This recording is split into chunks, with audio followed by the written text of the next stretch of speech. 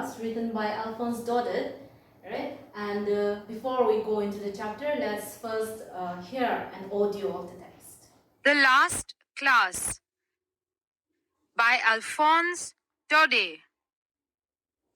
This story is set in the French province of Alsace. It is 1870 and the Franco-Prussian War, fought between the French and the Prussians, Germans, has just ended with an immense German victory. The state schools in France have been taken over by the German authorities, and German has become the medium of instruction. But the French people do not accept the German rule and continue to see themselves as French. In the following story, a young boy named Franz is on his way to school. He has no idea that his life is about to be changed forever. I was very late for school that morning, and I was afraid of being scolded, especially as Monsieur Hamel had told us that he should examine us on participles, and I did not know the first thing about them. For a moment, I thought of staying away from school. It was such a warm, lovely day. I could hear blackbirds whistling, and in the field behind the sawmill, the Prussians going through their drill. As I passed the mayor's office, I saw that there were people gathered about the little board on which notices were posted. For 2 years, all our bad news had come from that board. Battles lost, conscriptions, and I thought without stopping, what can it be now? Then, as I ran across the square, Watcher, the blacksmith, who stood there reading the board, called out to me, "Don't hurry so, my boy. You'll get to your school soon enough." I thought that he was making fun of me, and I ran into Monsieur Hamel's little yard all out of breath. Usually, at the beginning of school, there was a great uproar which could be heard in the street. Desks opening and closing, lessons repeated aloud in unison, and the teacher's stout ruler beating on the desk. I had counted on all this noise to reach my bench unnoticed, but that day, as it happened, everything was quiet. Through the open window, I saw my comrades already in their places, and Monsieur Hamel walking back and forth with the terrible iron ruler under his arm. I had to enter, in the midst of that perfect silence, filled with both shame and fear. But Monsieur Hamel, who looked at me with no sign of anger, said very gently, "Go at once to your seat, my little Franz. We were going to begin without you." I stepped over to the bench and sat down at my desk. When I had partly recovered from my fright, I noticed that our teacher had on a handsome coat. His plaited ruff and the black embroidered breeches, which he wore on days of inspection or of distribution of prizes.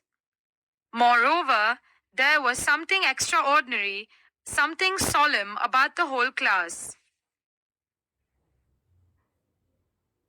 But what surprised me most was at the back of the room some men from the village sitting, as silent as we were. Old Hauser, the ex-mayor, the ex-postman, and others, besides. They all seemed depressed, and Hauser had brought an old spelling book with gnawed edges, which he held wide open on his knee. While I was wondering at all this, Monsieur Hamel said to us in the same gentle and serious voice with which he had welcomed me, "My children, this is the last time that I shall teach you. Orders have come from Berlin to teach nothing but German in the schools of Alsace and Lorraine. The new teacher arrives tomorrow. This is the last class in French, so I beg you to be very attentive." Those few words overwhelmed me. Ah, the villains. That was what they had posted at the mayor's office. My last class in French. And I barely knew how to write.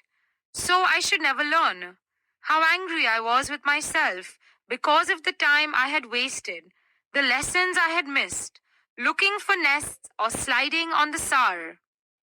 My books, which only a moment before I thought so tiresome, so heavy to carry, my grammar, my sacred history, seemed to me now like old friends from whom I should be terribly grieved to part. And it was the same about Monsieur Hamel.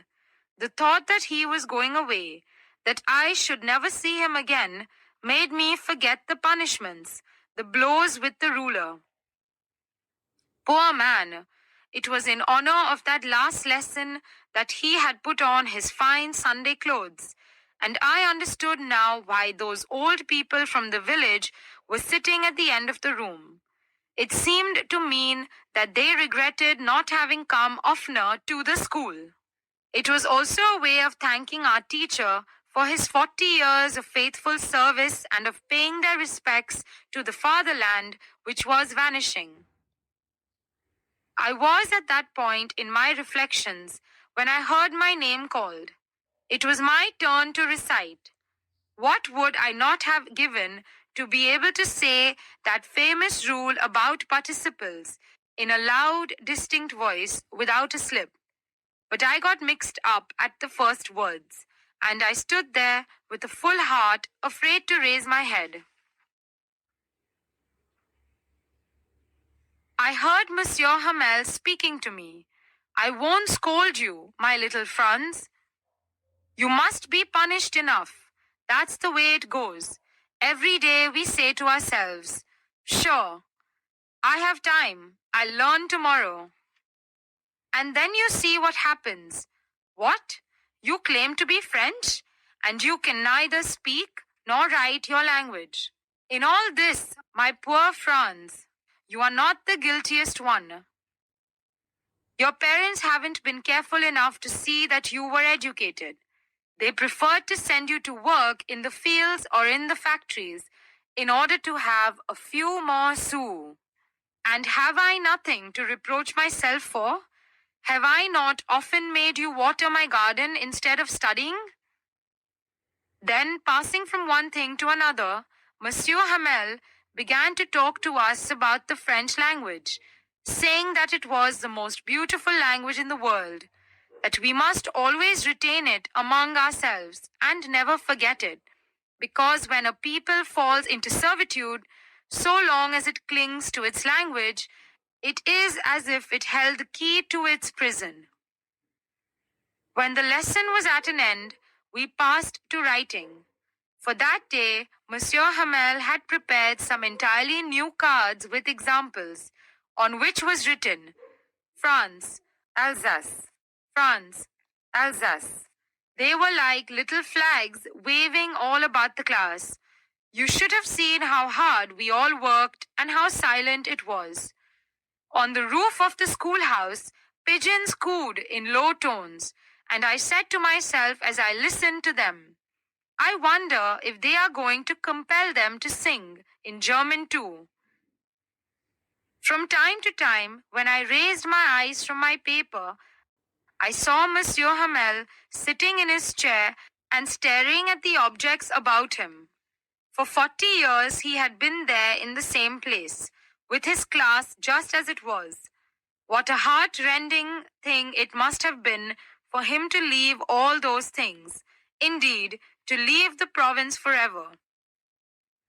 However, he had the courage to keep the class to the end. After the writing, we had the lesson in history. Then the little ones sang all together the ba, bi, bi, bo, boo. At the end of the room, old Hauser holding his spelling book in both hands, spelled out the letters with them. His voice shook with emotion, and it was so funny to hear him that we all longed to laugh and to cry. Ah, I shall remember that last class. Suddenly the church clock struck 12. The bugles of the Prussians blared under our windows. Monsieur Hamel rose, pale as death, from his chair. Never had he seemed to me so tall. My friends, he said, my friends. I.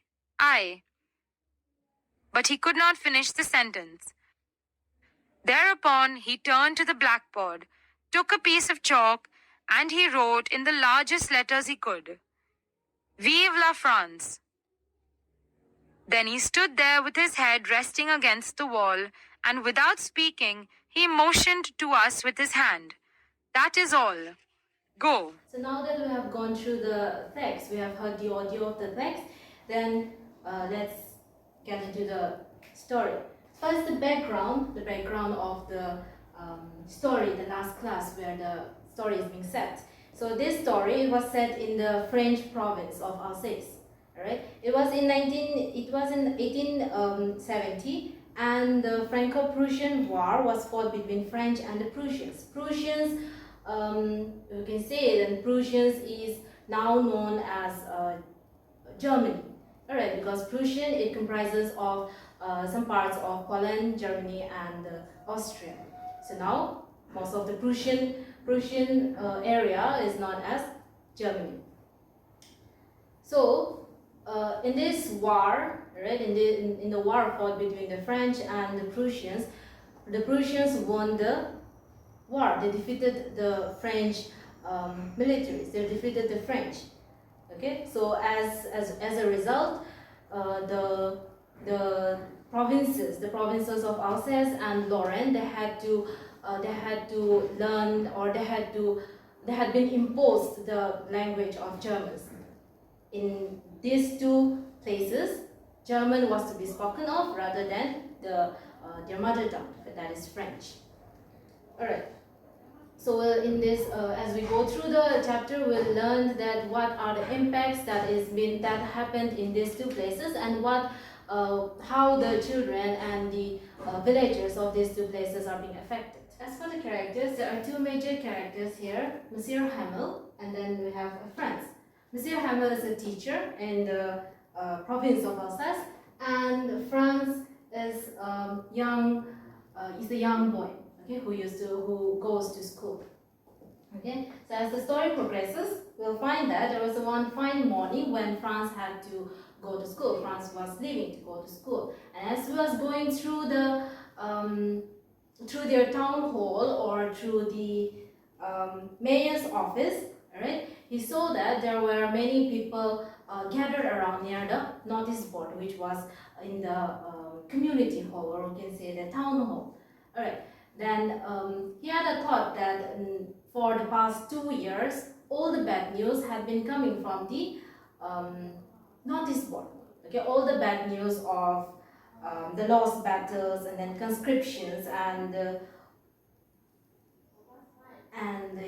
all the bad newses for their place. Okay, that comes for their place, all comes through the notice board. So he was. That put him in thought that what can it be now? Okay, but regarding the thought, he just went on because he was very late for school, and he had to reach the school on time. All right, so as he was crossing, there was a blacksmith there, watched him. All right, the blacksmith who stood there reading the board was reading the board. So he called out Franz, and then he said that you don't need to hurry to go to school. Alright, you don't need to hurry to go to school. You have enough time to get to school. Alright, so he firstly Franz thought that the blacksmith, he thought that he was making fun of him, and so he ran quickly, and to reach Monsieur Hamel's place.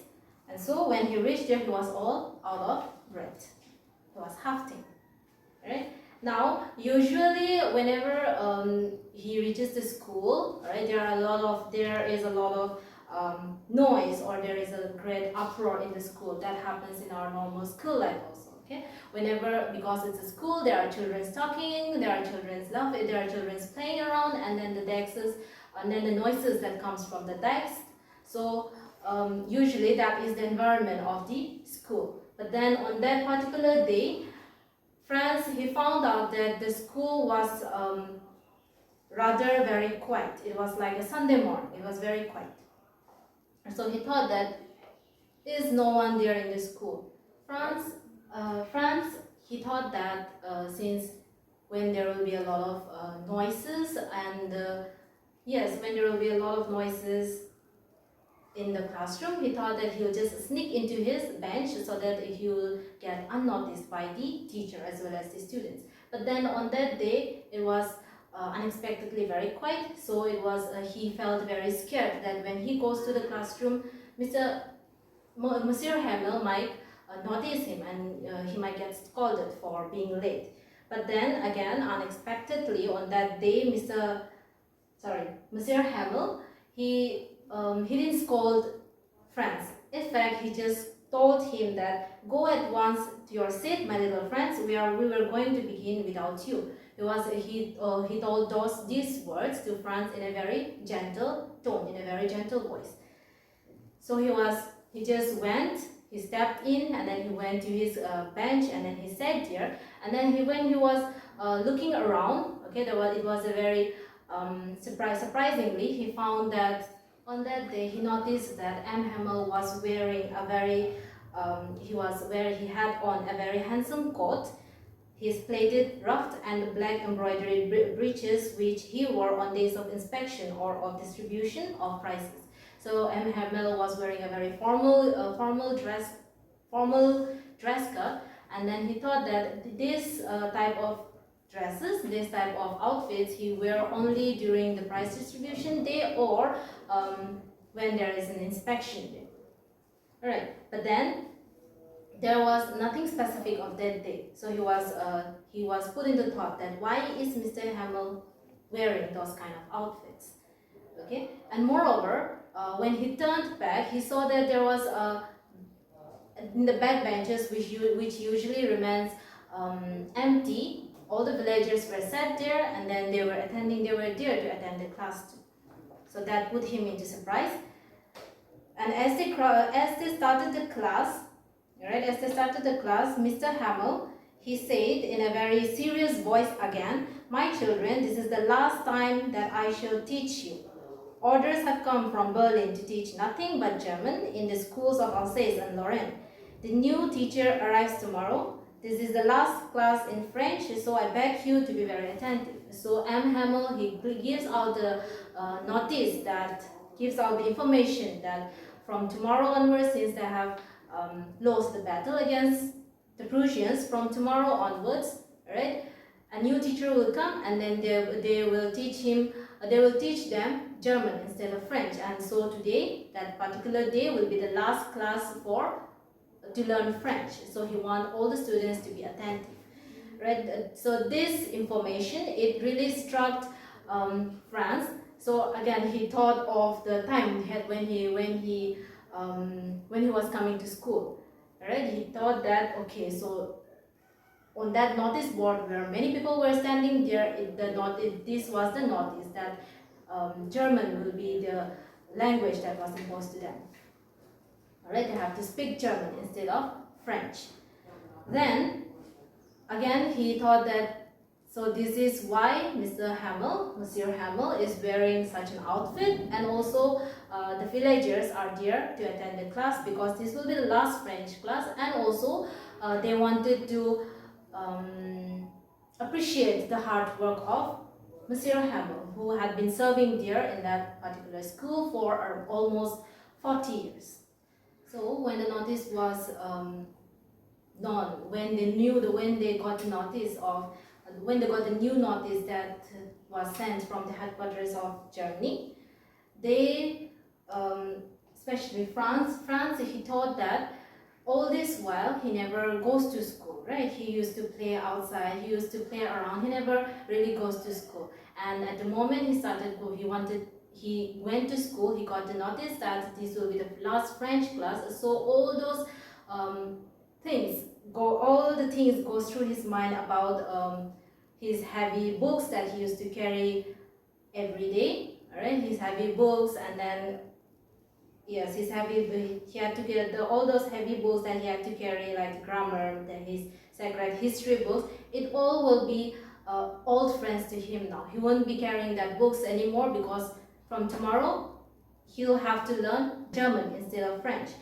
And that also, it was also the same with Monsieur Hamel, because he already started missing him. He thought that from tomorrow he won't be able to see Monsieur Hamel, okay, which made him miss him more, and which made him forget all the punishments that he got from, all the punishments and all the scoldings that he got from Monsieur Hamel. Alright, so when all those thoughts was going through his mind, Monsieur Hamel called out his name in order to recite the participles. Alright, in order to recite the participles which they had to learn and come to school on that day. Okay, so he thought that he'll be able to do it, because he thought that he'll be able to do it in a loud and a very distinct voice. But as soon as he started, he got stuck in the first line itself. He could not go further. So on that point, Mr. Monsieur Hamel, he told Franz that I won't scold you, my little Franz. You must be punished enough. That's the way it goes. Every day we say to ourselves. Alright. So he said that he's not going to scold him, because this goes not only to him but to all the students, that we think that there is still tomorrow and we'll learn it tomorrow instead of today. Alright. We used to kind of procrastinate things for tomorrow. Okay, that tomorrow we'll do it, anything. We'll continue it tomorrow. Okay, so he said that that is the mentality or the thought that every child has.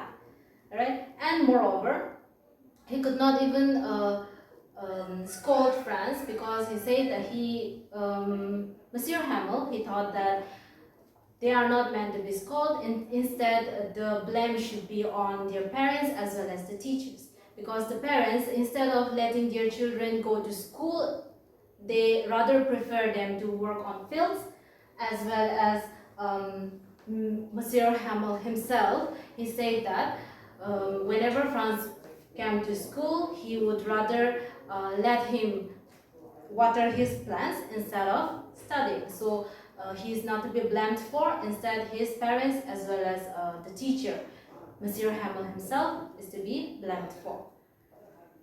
Then, passing from one thing to another, Monsieur Hamel, he began to talk to them about the importance of French language. That French is one of the most beautiful language, and not only French, we can say that every language to that particular community is one of the most beautiful language, and we should try to hold on to our language. Okay, because when a person falls into servitude, now servitude means the state of being a slave or being subjective to someone who is more powerful. Alright, so when there is a state like that, then so long as it clings to its language, it is as if it held the key to its prison, which means as long as we cling to our language, alright, it seems like we can get out of the prison, we can get out of their enslavement. Alright, so when the lesson was at the end, they started to, they passed on to writing. Okay, and on that day, Monsieur Hamel, he had some new cards or some new copies with examples on which it was written France, Alsace, France, Alsace. Right, so he handed out some books or some booklets to the students, and on which it was written France, Alsace, France, Alsace. They were like little flags waving all about the classes. So you should have seen how hard we all worked and how silent it was. So all of them, they were so immersed into their work, they were so immersed into writing that they, that there was complete silence in the class. And then the sounds of the birds or the pigeons can also be heard from the roof. And so when Franz heard the sound of the pigeons, the voices of the pigeons, he thought that are the birds will also be compelled to sing in German instead of French. That was the thought he had on his mind. So from time to time, when I raised my eyes from my paper, I saw Monsieur Hamel sitting in his chair and staring at the objects about him. So when he was writing, he just looked at Monsieur Hamel, and then he saw him that he saw him looking around the places, looking around the classroom, because he had been serving there for around 40 years, isn't it? So all the thoughts of leaving the place, not only the school, but also the thought of leaving Alsace as a whole. Alright, so all those thoughts, it might have been running through his mind and made him sad. So he was looking really pitiful. However, he had the courage to keep the class to the end. After the writing, we had a lesson in history. So after the writing, they also had a class of history where the hostler of that place, okay, the hostler who was the owner of the place, he was reciting, or he was reading some letters, though his voice was, he was stammering, all right, and his voice shook with emotions, and it was so funny for them to hear that they wanted to cry as well as they wanted to laugh at his voice. Alright, because it sounded funny, but then again they felt sad upon all the things that will happen. Okay, now suddenly the clock struck 12 and the bugles of the Prussian blared under our windows. Monsieur Hamel rose, pale as death, from his chair. Never had he seemed to me so tall. So when the clock struck 12, okay, they heard the Prussian instrument. It's kind of a burglar. Burglar is a kind of an instrument with which the sounds are reproduced. Okay, so with the help of those burglars, with the help of those instruments, the Prussians, they blared under their windows. Okay, and as they heard that, Monsieur Hamel, he stood up, he rose, and then having a very pale face, okay, he was very sad, so he had a very pale face, and according to friends, he never seemed so tall. Alright, so Mr. Hamel, he tried to utter some few words, that is, my friends, he said, my friends, he stammered, right, he could not continue with his words, so he just took a chalk, turned towards his blackboard, and then wrote in a very big letter, as big as he could write, he wrote, Vive la France, which means long live France. Let me write it down. The words that he wrote on the board was,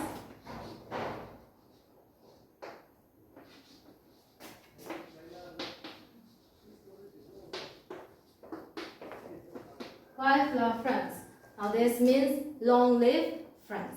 Okay, he could not utter any words, he could not give his closing command, alright? So he just wrote Vive la France on the board, and he just gestured the students to go home. Alright, he just gestured or motioned the students, saying that is all for today, now you can go home. Alright, so that is the end of the chapter, that is the end of the lesson, where the most important thing that we have to focus on is the importance of language. Alright, the importance of language that plays in one's life.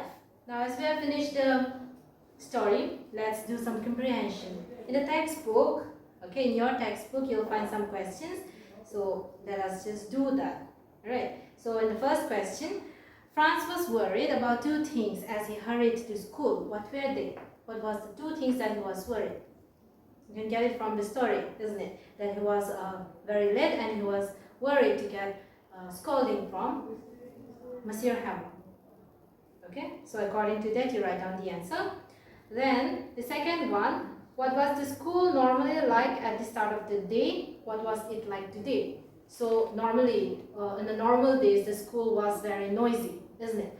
And then on that particular day, the school was way too quiet. Okay.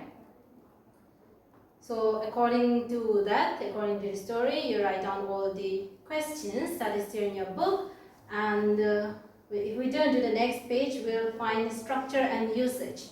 Here, yes, structure and usage, where you'll learn about the passive with writing of a passive sentence, right? The passive with indirect and direct object.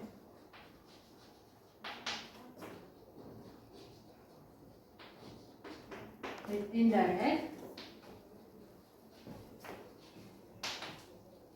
and direct object. Alright. How our sentence has been converted from active to passive by both using indirect as well as direct object. So to take an example, alright, you might have already learned about direct and indirect objects. What are direct objects and what are indirect objects? So, alright. So to take an example, let's write the sentence. The teacher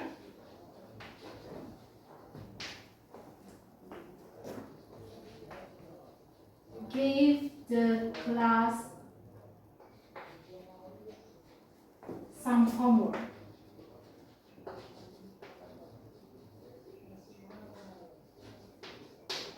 Alright, the teacher gave the class some homework. So for this verb gave, okay, to this verb gave, the direct object that we can find here is some homework. Alright, some homework. So taking this as the subject, we can take this as the subject and then construct the passive sentence as some homework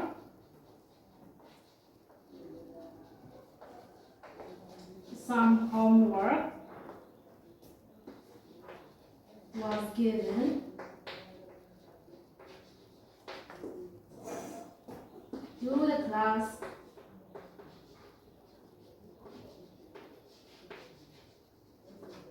by the teacher.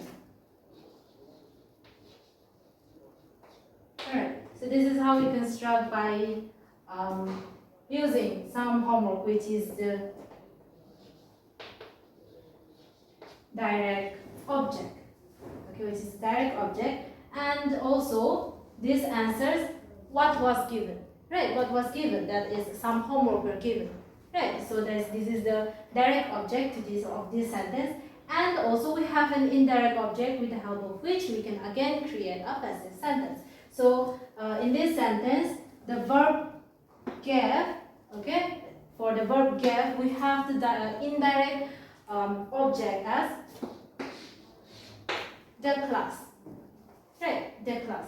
So you can create a passive sentence again with the help of this indirect object. So for indirect object, using indirect object,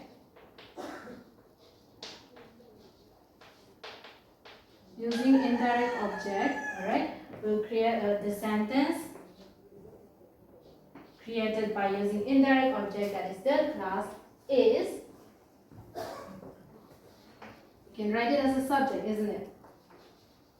The class was given some work, some homework,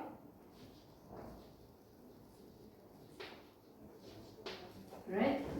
The class was given some homework. Now, here the subject that we had in the direct active sentence, that is the teacher, if we write it or if we don't write it, it makes the same, it has the same sense, that the class was given some homework. Either we write it or don't write it, both are okay. By the teacher.